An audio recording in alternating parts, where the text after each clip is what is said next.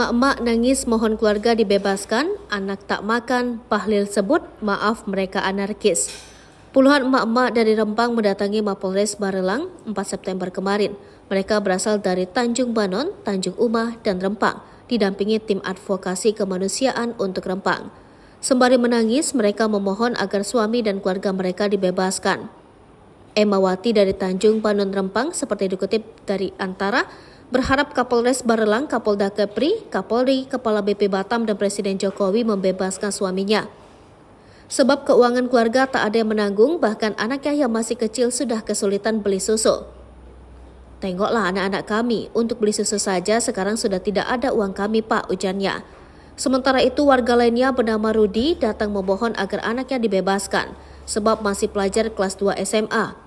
Hal serupa juga dikatakan Masita yang berharap suaminya dibebaskan, sebab 3 anaknya tak ada yang memberi nafkah setelah suaminya ditahan. Direktur LBH Mawar Saron Batam Manggara Sijabat yang tergabung dalam tim advokasi kemanusiaan untuk Rempang mengatakan, memohon kepada Kapolresta Barelang, Kapolda Kepri, dan Kapolri agar mempertimbangkan 30 orang pendemo di kantor BP Batam pada 11 September 2023 dibebaskan. Sebab sebagian tersangka merupakan tulang punggung keluarga, bahkan ada juga yang masih duduk di bangku sekolah. Di sini, kami dari tim advokasi juga mengajukan upaya hukum yang memungkinkan dan terbaik, menjunjung tinggi hak asasi manusia bagi para tersangka.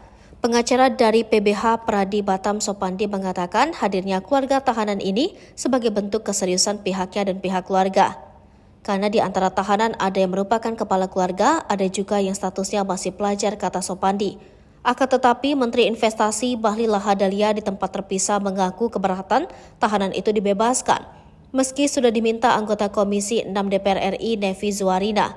Ia telah membantu 8 orang pendemo dibebaskan, namun pendemo lainnya jangan dibebaskan begitu saja karena harus melalui proses hukum akibat bersikap anarkis.